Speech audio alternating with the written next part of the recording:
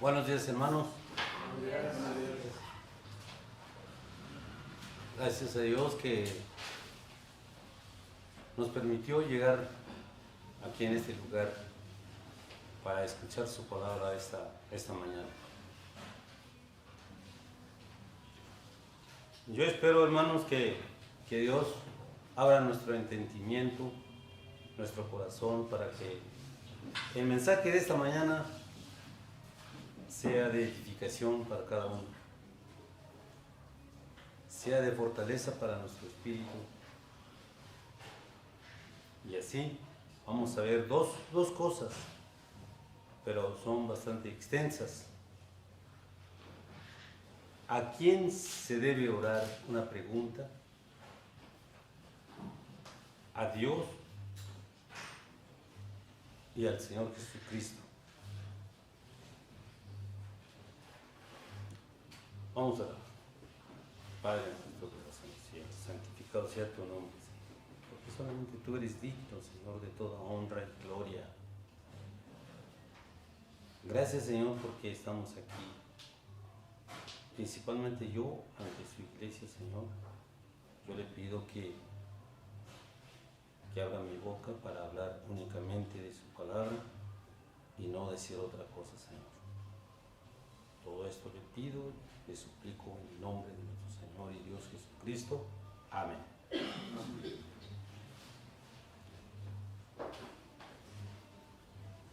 Y este es el título, ¿verdad?, de este mensaje. ¿A quién se debe orar? Como acabamos de ver nuestra lectura en Nehemías, capítulo 4, versículos del 7, 8 y 9. Únicamente está basado mi sermón sobre el versículo 9. Pero para entender más o menos por qué Nehemías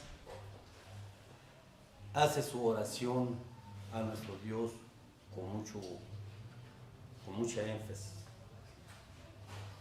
Dice el 7, pero aconteció que oyendo Sanballat y Tobías y los árabes, los amonitas y los de Asdod, que los muros de Jerusalén eran reparados porque ya los portillos comenzaban a ser cerrados, se encolerizaron mucho y conspiraron todos a una para venir a atacar a Jerusalén y hacerle daño. Entonces, orando a nuestro Dios y por causa de ellos, pusimos guarda contra ellos de día y de noche. Esa es la razón por la cual Nehemías tomó esta precaución, tomó esta decisión de poner guardia. Guarda, dice aquí, vigilantes, para vigilar en caso de que se aproximaran grupos extraños en ese lugar. Ellos se enojaron mucho. Ellos inmediatamente se reunieron para conspirar, para atacar, para armar una estrategia, una táctica de cómo acudir en ese lugar y destruir el muro de Jerusalén. Como vemos, nosotros también nos enfrentamos a muchas adversidades en nuestra vida, muchos obstáculos que nosotros tenemos que salvar, muchos problemas, tal vez económicos, espirituales, morales, tenemos en nuestra vida. ¿Qué debemos de hacer?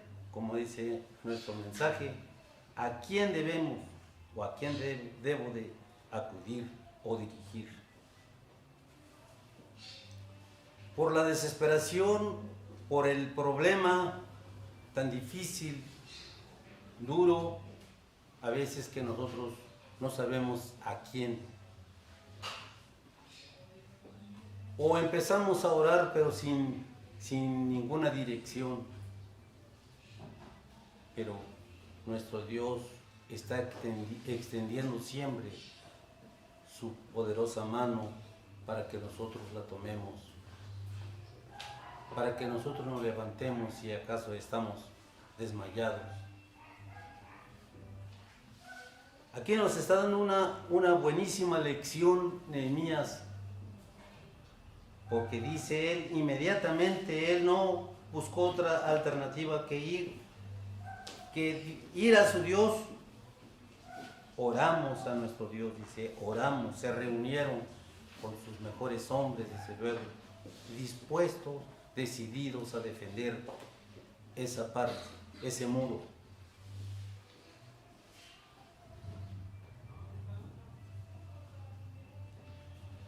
Y dice, por causa de ellos, precisamente por esta palabra, por causa de ellos, ¿verdad? ¿Quiénes? Ya dijimos, ya dice el 7. Que esas personas se reunieron para ir en contra de la destrucción del muro.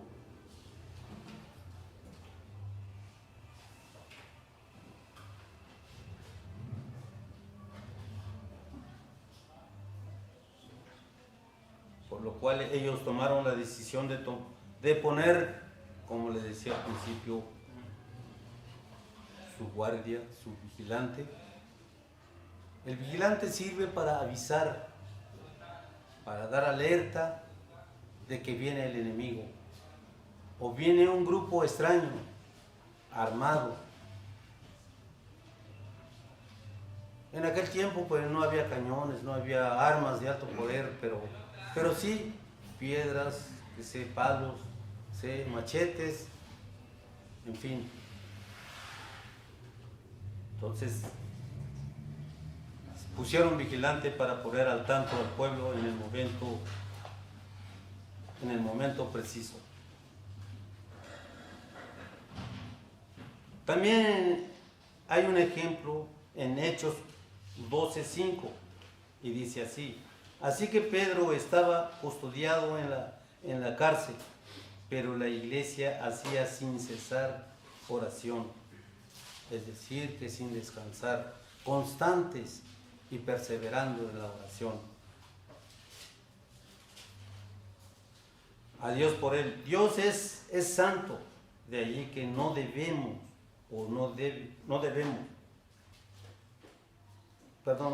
haber mentira ni hipocresía. Es poderoso, de ahí que debemos tener confianza en él. Es trascendente, de ahí que debemos acercarnos a él con reverencia.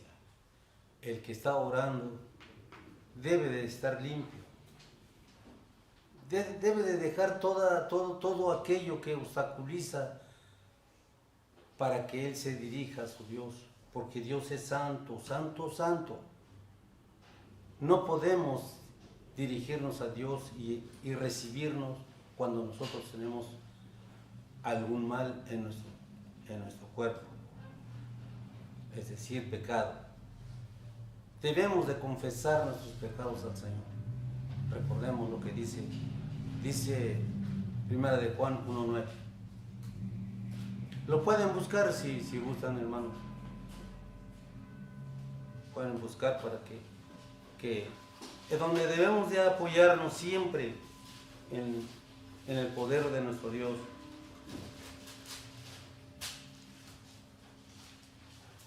También en Hechos 7:59 dice: y apedreaban a Esteban mientras él invocaba y decía: Señor Jesús, recibe mi espíritu.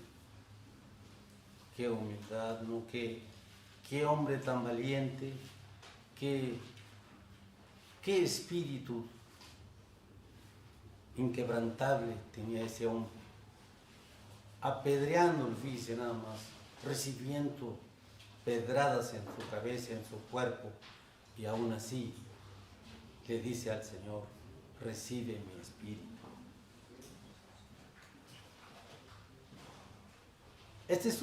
Todo esto son grandes ejemplos en que nosotros debemos de aplicar en nuestras vidas. porque nosotros no estamos exentos en ser golpeados, en ser insultados o agredidos.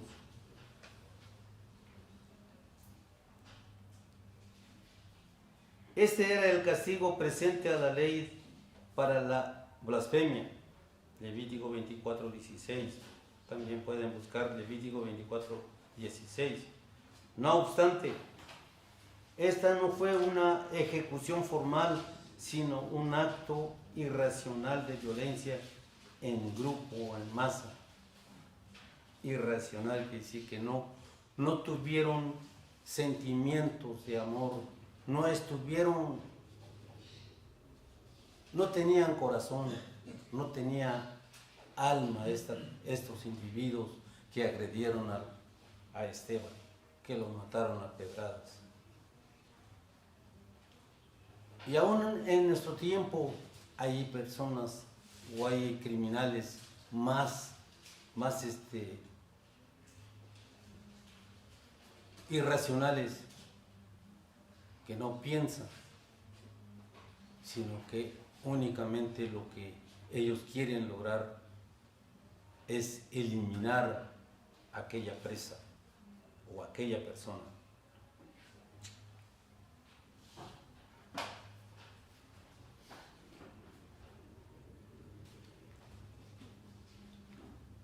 Y así sufrieron esas personas. También hay otro ejemplo en 2 de Corintios 12, 8 al 9, respecto a lo cual 3 veces he rogado al Señor que lo quite de mí.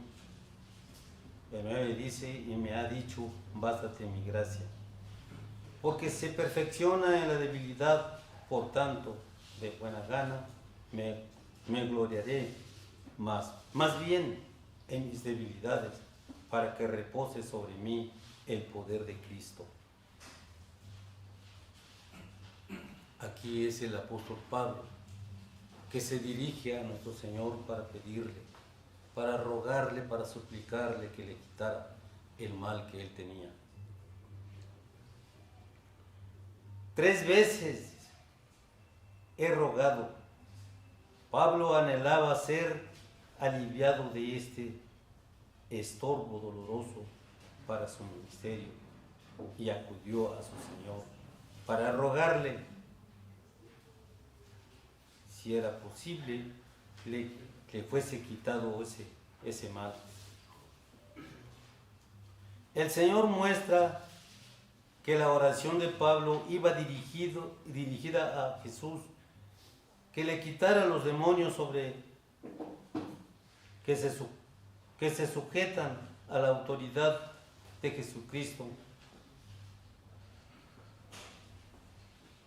Porque el Señor es el único soberano, es el único que puede evitar cualquier cosa. El demonio no es superior a Cristo. El demonio no es poderoso más que nuestro Señor, sino que lo que Él dijera. Y Él no quiso quitarle ese mal al apóstol Pablo.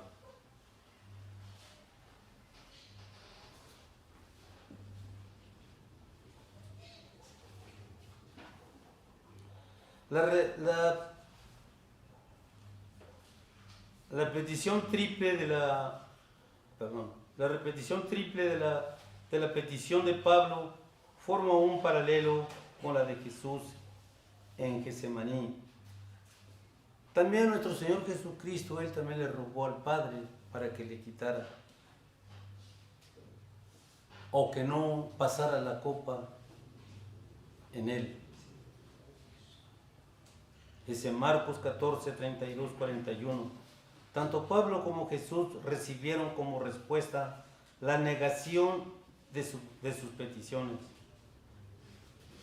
Para ambos se le concedió gracia para soportar sus tribulaciones. Dios le dio fuerza, le dio fortaleza para que ellos soportaran. El apóstol, pues también era necesario que tuviera en su cuerpo ese mal. Porque muchas de las veces cuando uno no tiene nada, uno se envanece, cree que se le olvida el favor de Dios y uno siempre piensa en sí mismo que es por su fuerza, pero no, por la gracia de Dios.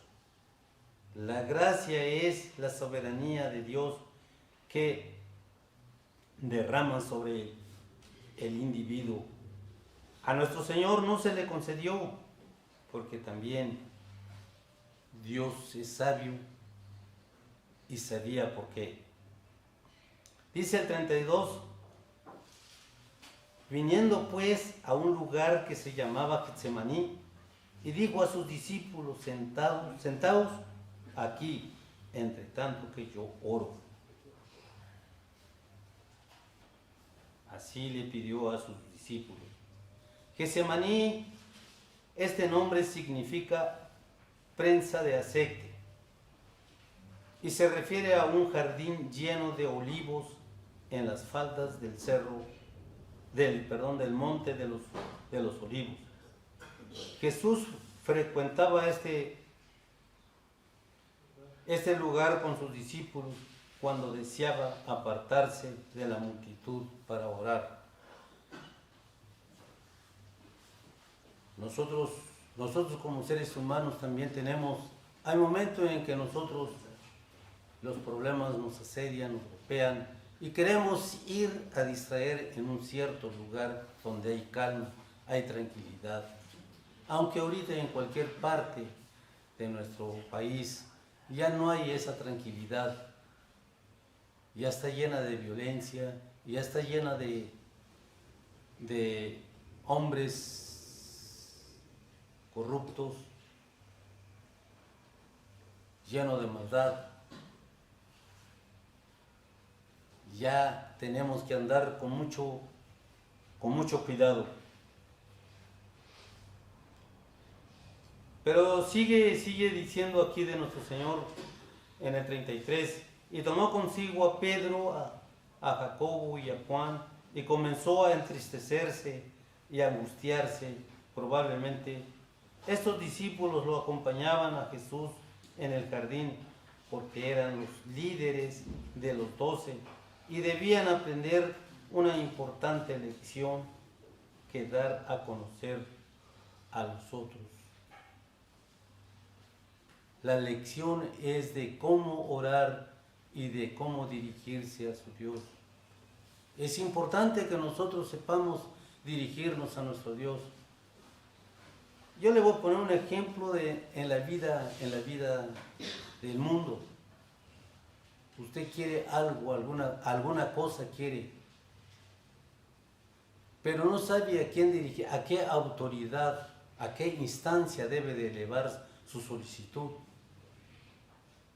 Y a lo mejor le dice, no, vete allá, en tal lugar nos va uno, pero no le hacen caso. Luego dice, no procede porque no fue debidamente dirigido a quien corresponde.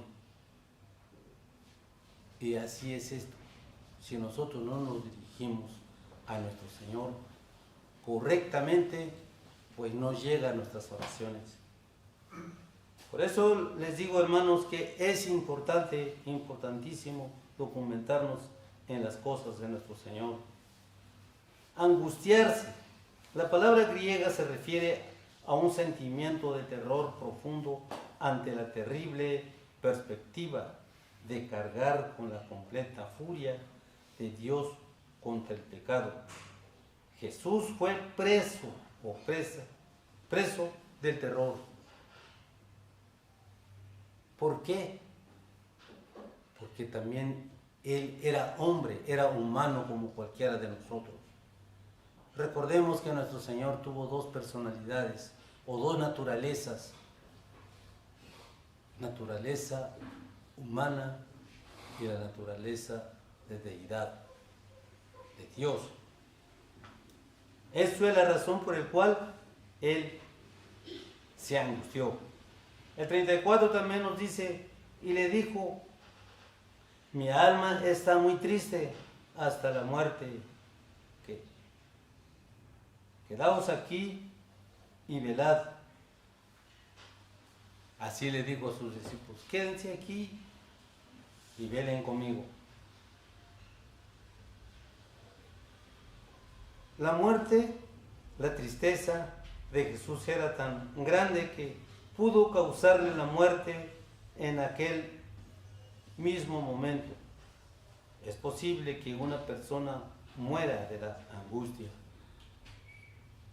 La angustia es algo, no es una tristeza profunda, como dice aquí, del cual nosotros nos sentimos desmayados a veces.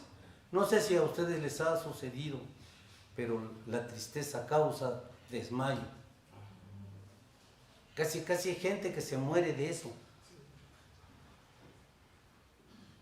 Nuestro Señor, como estamos diciendo, era también humano. O fue.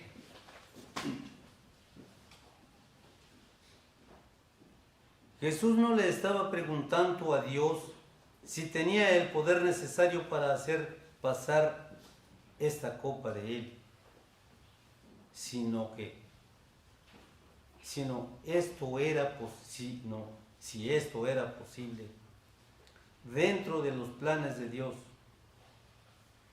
Cristo pronto bebería de esta copa en la cruz como sacrificio único de Dios por el pecado.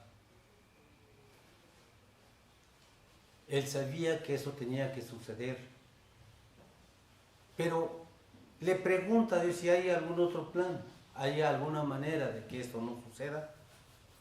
Hágase tu voluntad, mi Señor. Y así es. A veces es que uno está pide y pide y no hay contestación o respuesta, porque Dios es sabio, como estamos diciendo. Dios es omnisciente, que conoce nuestras necesidades antes de pedírsela. Antes de pedirle alguna cosa, Él ya sabe.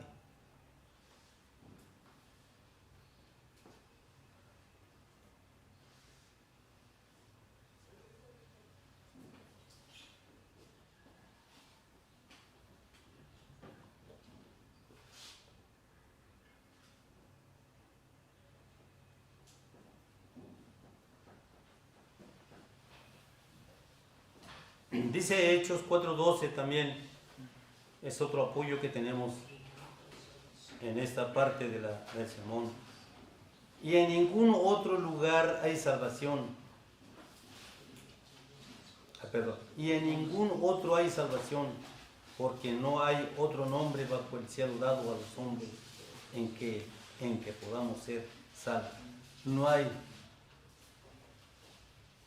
Si alguna vez nos dirigimos a la Virgen, eso era falso, no tiene poder para salvarnos, porque nadie cargó nuestros pecados y se fue a la cruz, ni el Papa siquiera, ningún gobierno, ningún ser humano, poderoso que sea, no puede salvarnos, porque el único que vino a salvar y a rescatar lo que se había perdido es Jesucristo.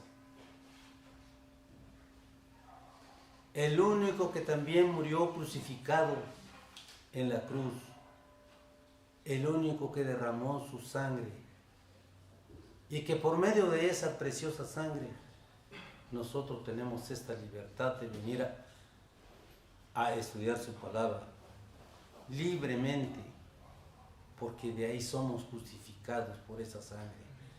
Por esa sangre fuimos redimidos, fuimos pagados. Nuestras culpas fue pagado. ¿Cómo lo pagó?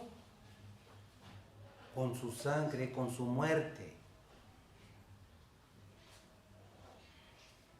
Pero también venció la muerte. Y también fue ascendido al cielo. Gloria al Señor. Que por eso todo lo que hacemos tiene valor. Y tiene muchísimo valor porque nuestro Dios está vivo. Antes de irse, dijo, es necesario que me vaya para que el Consolador venga y esté con nosotros para siempre. Así les dijo a sus apóstoles y así dijo el Señor.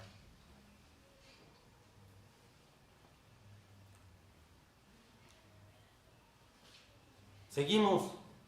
Ningún otro. Esto se refiere en que la fe en Jesucristo, la fe es creer que el Señor murió de esa manera crucificado.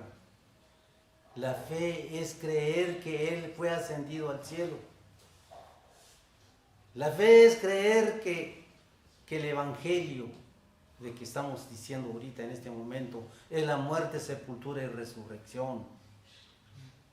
Ese es el verdadero Evangelio.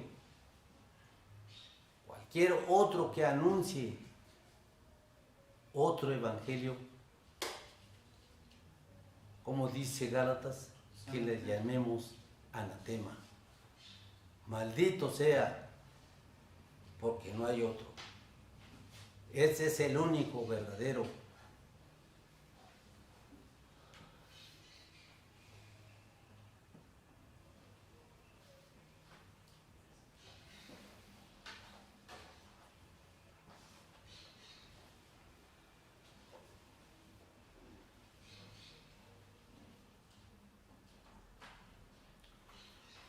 Dice la única condición para la salvación. Solo hay dos caminos en la vida religiosa: el camino ancho de las obras que conduce a la muerte y el camino estrecho de la fe en Jesús que conduce a la vida eterna. Esa es la buena, ya dijimos. Aquella hora, el momento de su muerte por sacrificio decretada por Dios, esto incluía todo, desde la traición de Judas hasta el enjuiciamiento de Jesús, la burla y su crucifixión. 36 dice, decía Abba Padre, todas las cosas son posibles para ti, aparta de mí esta copa, mas no lo que yo quiero, sino lo que tú quieres. Esta frase Abba, un término arameo que se denota intimidad y afecto. Es decir, que entre él y Dios había una gran intimidad, una gran confianza, un verdadero afecto que tenía tanto el Hijo como el Padre, del cual nos enseña también que nosotros debemos de tener ese afecto entre nosotros, puesto de que nosotros somos hijos de Él, pero un verdadero afecto, no hipocresía, no de los dientes para afuera. Te abrazo, te quiero como cualquier otro, o no como los otros, no como dijera el publicano, ¿verdad?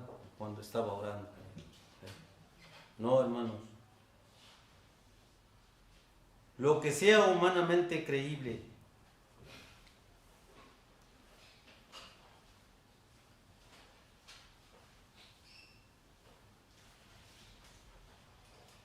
Equivalente en castellano a la palabra papi, todas las cosas son posibles.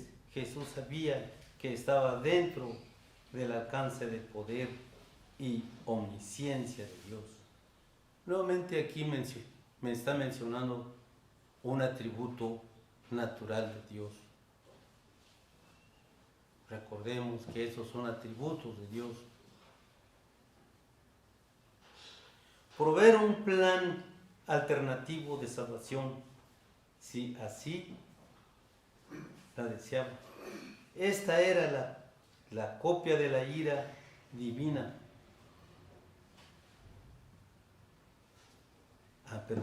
Esta era la copa de la ira divina.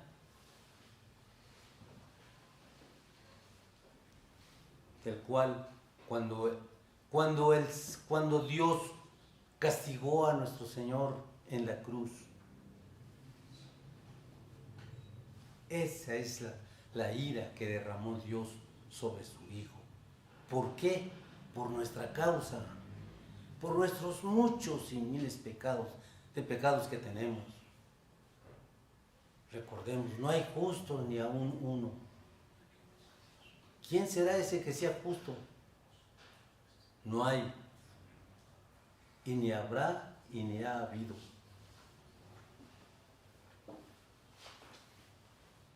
El 37 dice, vino luego y los halló durmiendo. Y dijo a Pedro, Simón, ¿duermes? ¿No has podido velar una hora? Simón, que Jesús llamara a Pedro. Simón pudiera significar que éste no estaba viviendo a la altura del significado de su nombre. Pedro, esto sugiere que Jesús había estado orando por una hora, el tiempo que Pedro no pudo estar despierto. El pecado es pesadísimo. Igual nos pasa a nosotros. Cuando estamos orando, nos dormimos.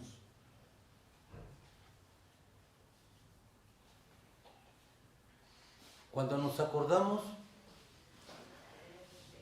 estamos dormidos y ya no ni nos acordamos de qué era la oración. ¿O no es así, hermanos? Así pasa, ¿verdad? Sí. 38.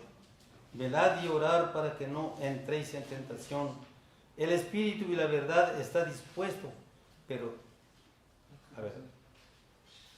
para que no entréis en tentación. El espíritu a la verdad está dispuesto, pero la carne es débil. Cuando hablamos de carne, estamos hablando del pecado.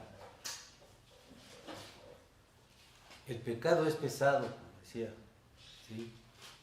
Hace que nosotros se nos olvide lo que estamos pidiendo o lo que vamos a pedir. Yo le digo por experiencia propia, no nada más estoy diciendo por decirlo.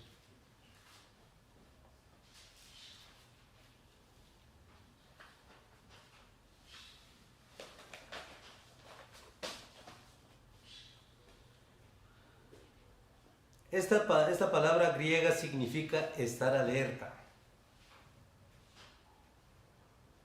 Es importante esta palabra, estar alerta.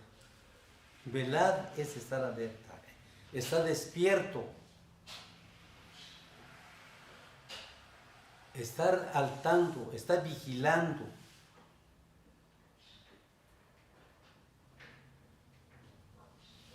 Un vigilante, como su nombre lo indica, vigilante, es uno que está atento a lo que lo pusieron. Tú vas a vigilar este punto, tú este otro punto. En los 4 puntos cardinales, el comandante o el que tiene la responsabilidad, este edificio, no, pero lo tengo que en las 4 esquinas, porque si yo estoy ahí nada más y me duermo, por acá atrás van a entrar, ¿no? Y si me voy atrás, por aquí entran. Cuando me doy cuenta, pues ya se llevaron las lámparas y todo lo que hay de valor. Así es un puesto militar. Depende mucho el desempeño del vigilante cuando descansa un puesto militar con seguridad, con certeza de que está un vigilante, cuidando a los demás. Un cuartel no crean ustedes que está nada más así, no. Cuartel tiene sus vigilantes por todas sus partes. Tiene partes vitales también, donde está concentrado todo su armamento, municiones y todo lo que se requiere para para el adiestramiento, para la capacitación de las tropas. Así es.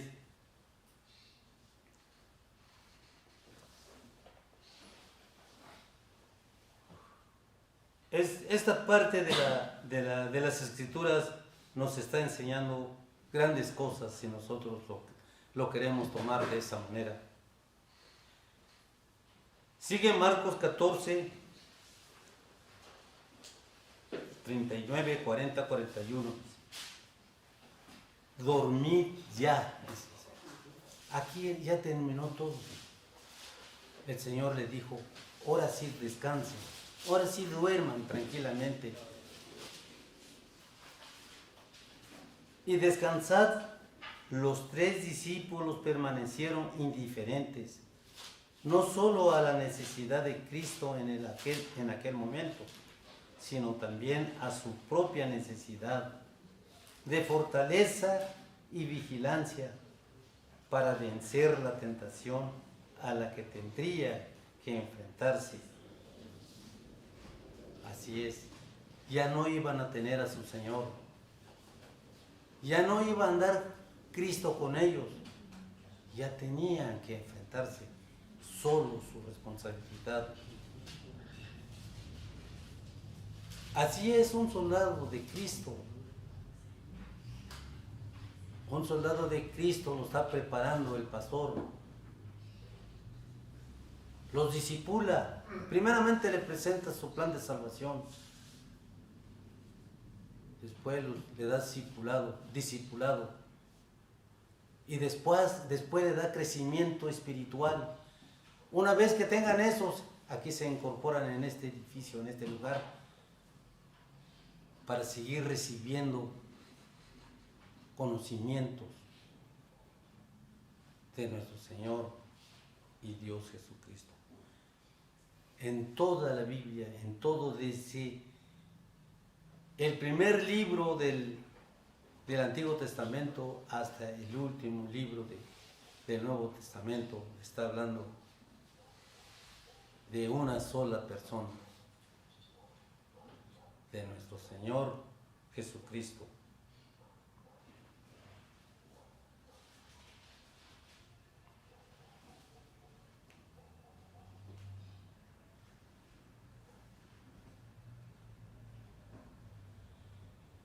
Dice que todos los 11, los discípulos debían aprender que la victoria espiritual es de aquellos que permanecen. Es importante permanecer. Aquí no podemos aprender lo que están aprendiendo los que están aquí. Los que no vinieron no aprendieron esto. A lo mejor dirán, no, eso ya me lo sé. Eso yo muchas veces lo he leído, pero a lo mejor el que está aquí dijo algo que me puede ayudar para mi vida espiritual. El hermano que predicó hace rato también dijo, permanecer. Si nosotros no permanecemos en las cosas de Dios, pues nada es posible, ¿no? Nada podríamos hacer. Seríamos unos fracasos, ¿por qué? Nos iríamos al mundo y otra vez a practicar las cosas del mundo. Creo que el hermano también leyó primera de Juan 1:19. ¿Perdón? 1:19. No digo. 1:19. 1:29, ¿verdad? 19. O 19. 19. ¿19? Sí. Que dice que ¿por qué se fueron? Porque no eran de nosotros. ¿Por qué se apartaron? Porque no eran de nosotros. Busquen en vez de, si quieren, léamelo, por favor. Dice, lo leo, salieron de nosotros, pero no eran de nosotros, porque si hubiesen sido de nosotros, habrían permanecido con nosotros, pero salieron para que se manifestase que no todos son de nosotros. Así es, no todos, ¿verdad? Por eso se van. No todos recibieron a Cristo. se les habló, como les digo, no se arrepintieron, no tuvieron el nacimiento, no entendieron qué es un nacimiento. El nacimiento es de arriba, es del Señor, no es de aquí. El de aquí no sirve, pero no entendieron. Por eso estuvieron poco tiempo, se aburrieron y se fueron.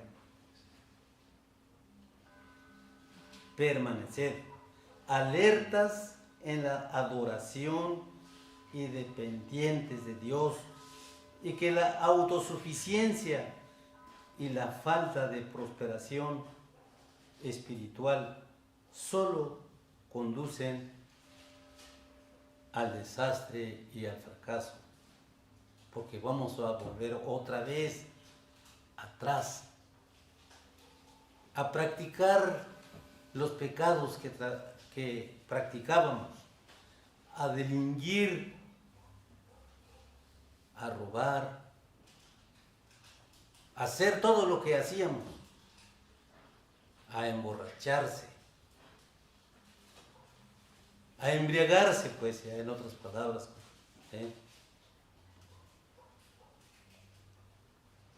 Hermanos, meditemos profundamente en la palabra de nuestro Dios.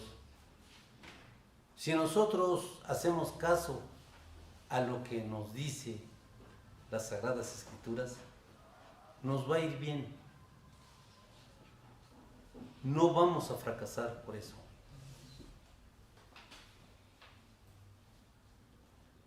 Bueno, pues esto es todo. Vamos a orar. Bendito sea el Señor Dios, Padre eterno. Gracias, Señor, porque tenemos, o usted, Señor, nos ha dado esta preciosa libertad, Señor, de compartir su palabra. Yo le pido, Señor, que eso nos sirva de ejemplo, lo que hizo el apóstol Pablo, lo que hizo Nehemías, lo que hizo nuestro Señor Jesucristo. Señor, ayúdanos a guardar en lo más profundo de nuestro corazón estas enseñanzas, Señor. Todo esto le pedimos y le suplicamos en el nombre de nuestro Señor y Dios Jesucristo. Amén. Amén.